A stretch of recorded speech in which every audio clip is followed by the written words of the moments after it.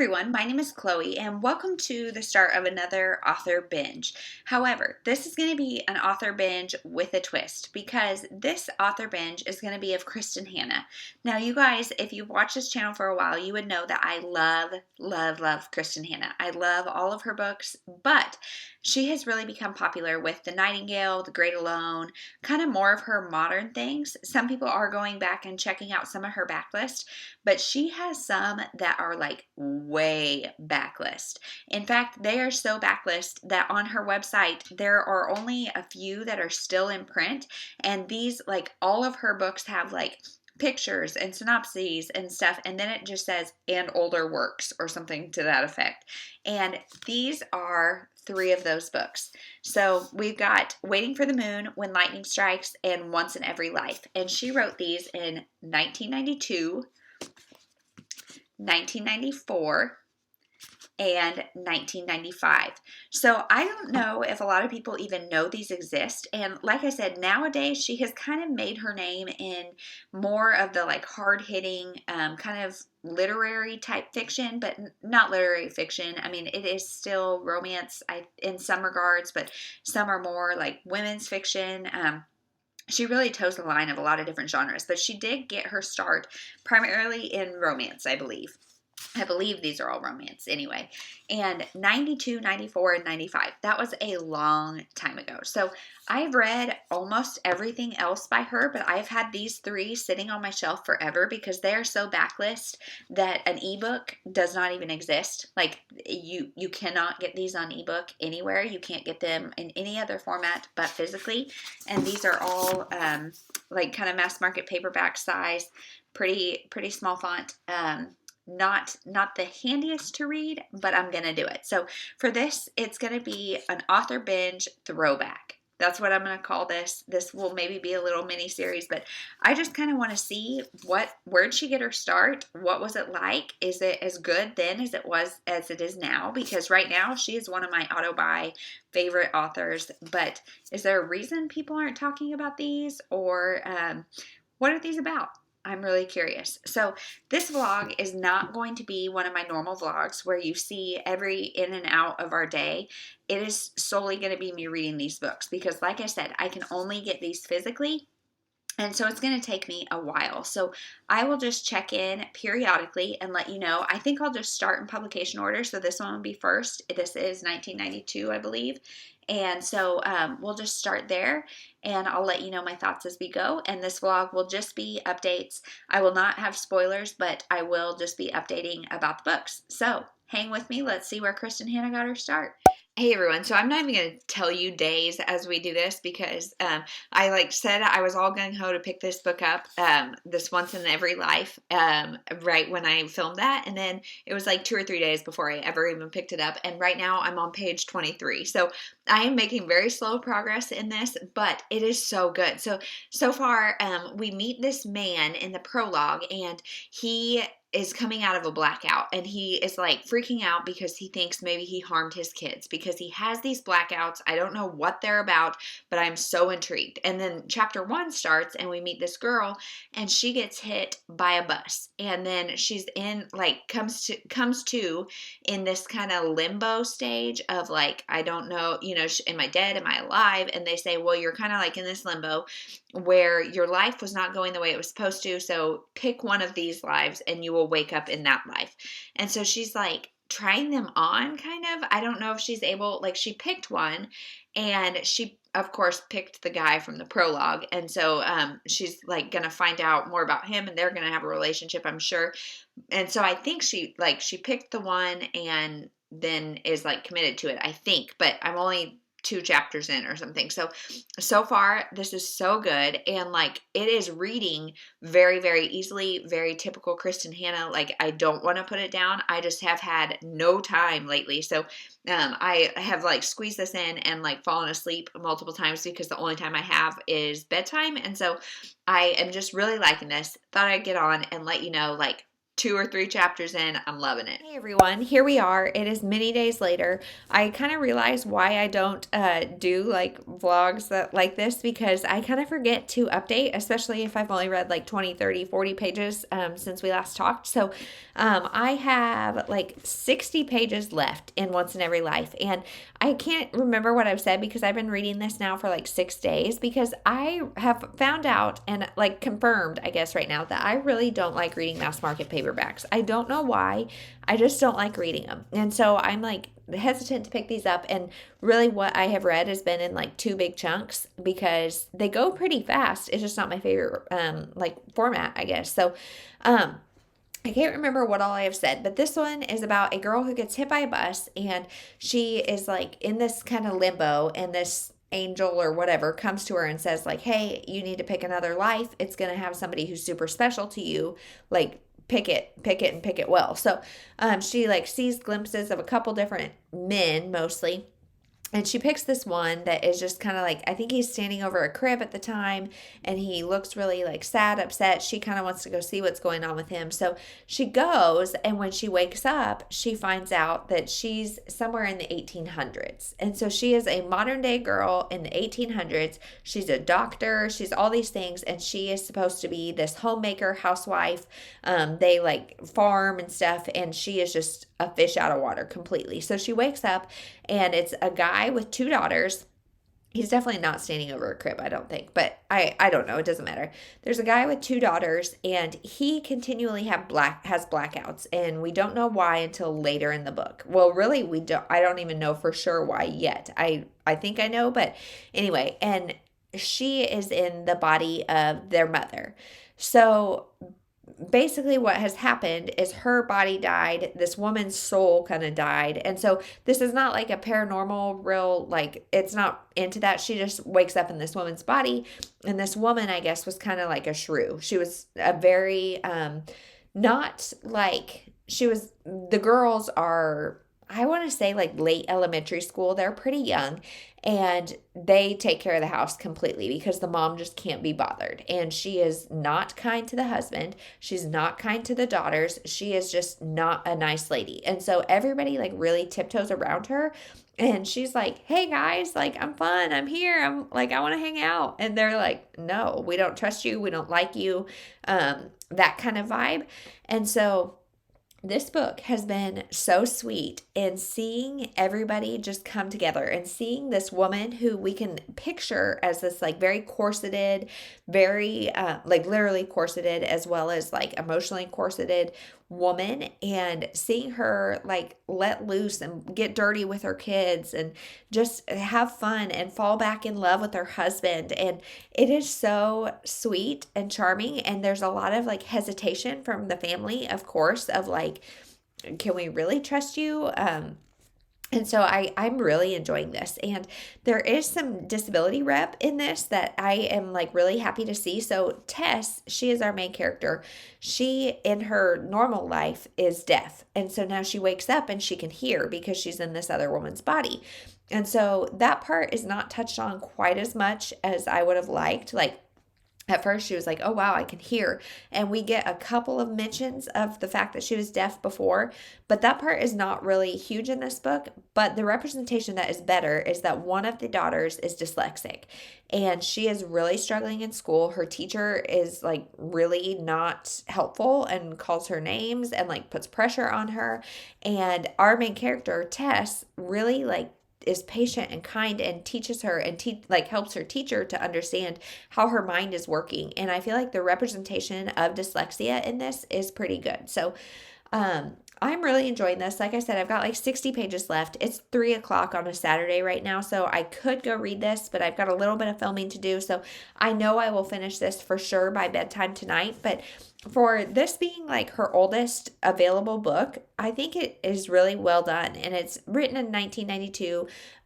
There's definitely some steamy scenes. So if you don't like that, I would say maybe don't pick this up. But you can also like, it's chunks. Like I think I skipped or skimmed like 4 or 5 pages at a time, and it's only been once or twice. So it's not super steamy, but it is like it goes there. So that is this. So I don't know too if I mentioned this may be a very repetitive vlog because it's been going over almost a whole week, but I don't know if I mentioned this is her oldest available novel. So she has two novels, and one of them I think is a mystery or romantic suspense or something that she wrote with her mom, and that one is no longer in print, as well as the next one is no longer in print.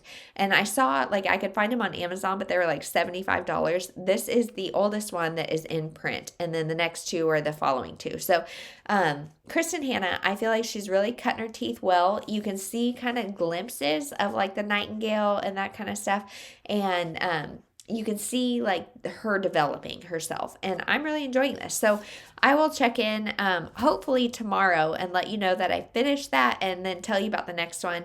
But we'll see. So I will check in soon. Hey everyone. So I did it. It is the next morning, and I'm here to tell you I finished Once in Every Life by Kristin Hannah, and I really liked it. I'm giving it 3.5 stars.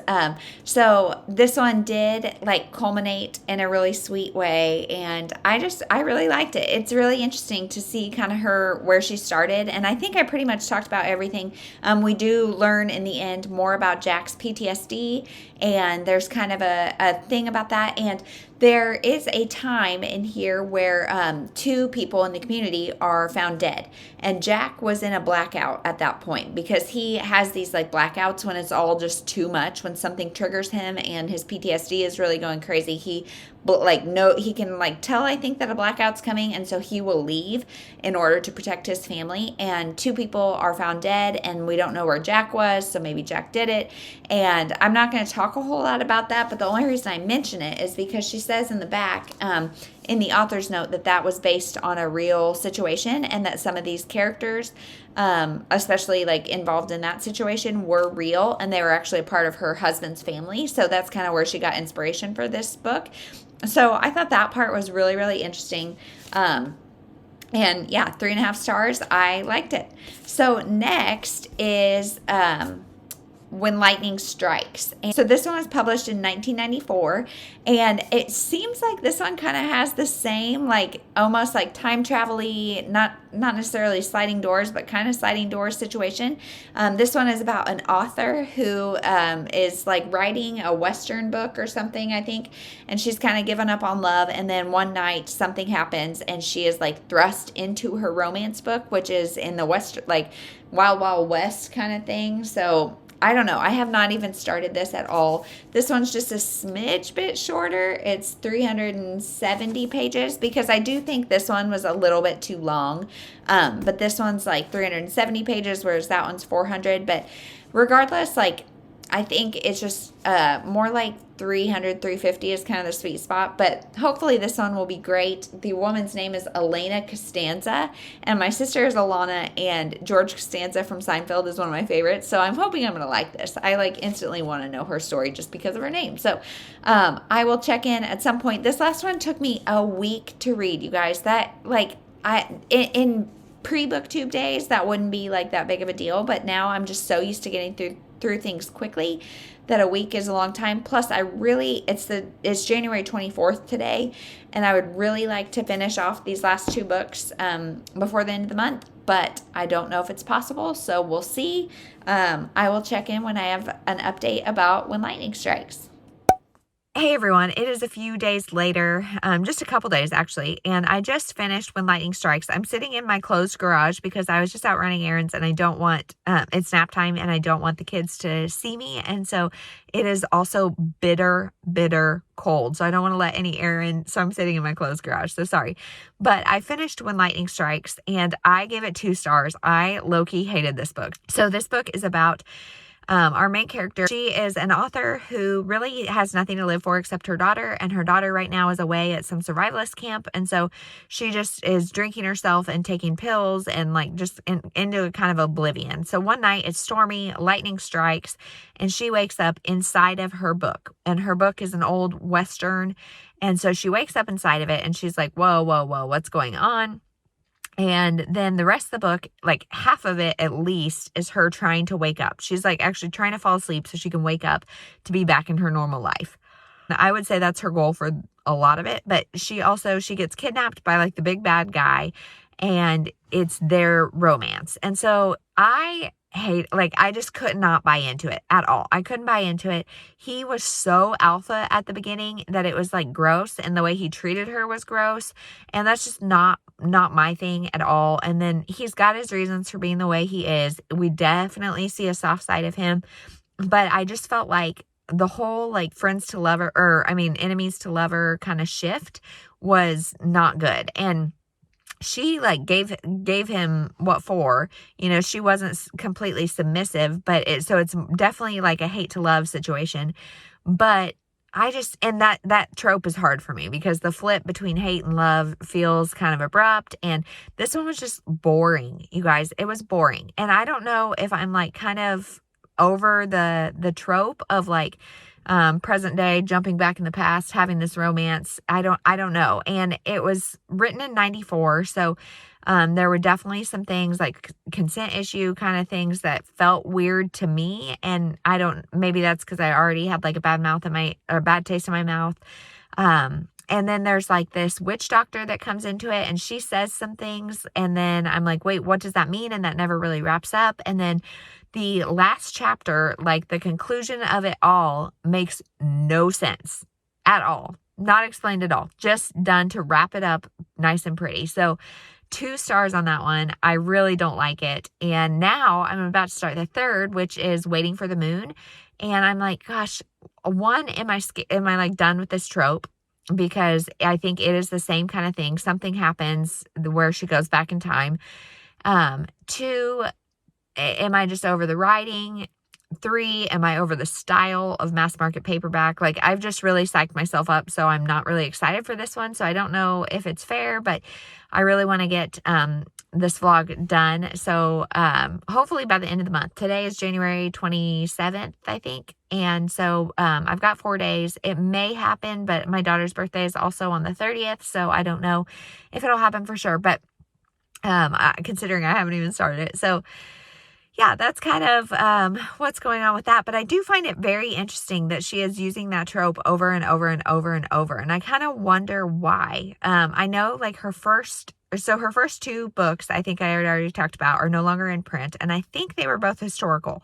So I know she's got like her roots in that historical thing, which makes like reading The Nightingale and stuff really interesting. But these are just getting redundant, and like they're all too long in my opinion. They're all really close to 400 pages, and I don't know, it's kind of filler. The first one was really sweet. The second one, I just didn't buy the romance, didn't like the hero, didn't even really like the heroine. So we'll see how this one goes. I will let you know. Fingers crossed, hoping for the best. It is January 30th, which means it is my daughter's 3-year-old birthday. So I'm just going to sneak on here really quick and tell you that I've started Waiting for the Moon. And this one is about a doctor who finds this girl. She has like jumped overboard, maybe. She was in the water for a long time. So he pulled her out and like is trying to save her. However, like the start is really confusing, and I'm not sure like what exactly is going on. He's in like this kind of like, he calls it an insane asylum, but it's not an insane asylum. It's just like, because he's not insane, but something happened to him where he's a doctor. He's no longer like practicing and no longer like really a functioning human. I don't know if it's depression or what's going on, but he's in this house with a bunch of other people, and like the person running the house, he calls mom. I don't know if it's actually his mom or what's going on, but he is like got this girl as a patient, and so he's trying to revive her, and he's like, hey, if she comes back, that will mean like I am back. And also he's like kind of falling for her, and so he's just like really become a caretaker to her, and that is very like cathartic to him. So I don't know, I'm only 40 pages in, so I have not been reading this very much. I don't know why. I really like it once I'm reading it, but I just like I said, I feel a little burnt out by the style. So this one is 1995. Just for reference, Comfort and Joy, that a lot of people are saying is really dated and they're not a huge fan of, was 2006. So this is 11 years before even that. So I'm definitely like going in with some hesitations. However, I'm enjoying it, like I said. So this one is definitely a more interesting premise to me than the last like Western one. So I'm hoping I'll like it. I just really need to dedicate some time to like sit down and knock this out. So it's definitely not going to happen by the end of January. I'm hoping it'll happen like within the first week of February, but who knows? Your guess is as good as mine. So that is everything. Just wanted to let you know I started it, and so far so good. Hi guys, Chloe here. Just updating to say I have not read a single page since the last time we talked. It is January 31st, and I didn't pick up the book at all yesterday. Haven't picked it up at all today. I'm really trying to get something done before February hits, and so I don't know when I will do this, but I am like hoping that I can get through it. And I don't know why it's such a slog for me, because I am really enjoying it, but I just thought I would get on and hang my head in shame. Hey everyone. Okay, so it is finally done. I finally finished Waiting for the Moon, which is the third and final in this Kristin Hannah throwback.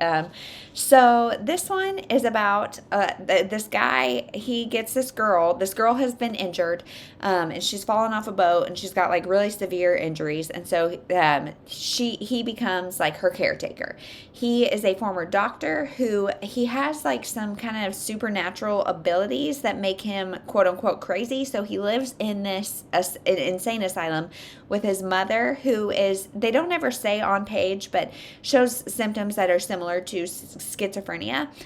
So it's her and a bunch of other people that all have different mental disabilities, and their family, like their found family, is really cute and really fun, and like they are just a quirky cast of characters, and that was really fun. So he starts like trying to nurse her back to health. When he finds her, she's in a coma and like just nothing. And so he is really trying, both because he like kind of falls for her and like gets attached to her as he's like nursing her back to health, and also he feels like that would be like some vindication or validation of him as a doctor, because he has lost his wife, he witnessed his mother trying to commit suicide, like he has had a really tough life, and then he's got this kind of supernatural ability. I think he can read minds. And so he's got all of that going on, and he's just like confidence shaken. So he kind of brings this girl as like his, I don't even know. But anyway, so they name her Selena. They don't know what her name is, but they name her Selena, and our main male is Dr. Ian Carrick.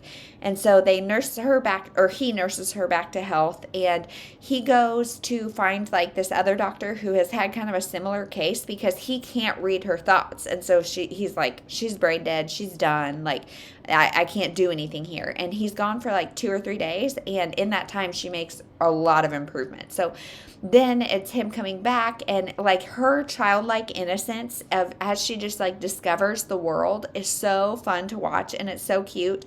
And it's just really like their relationship is really sweet.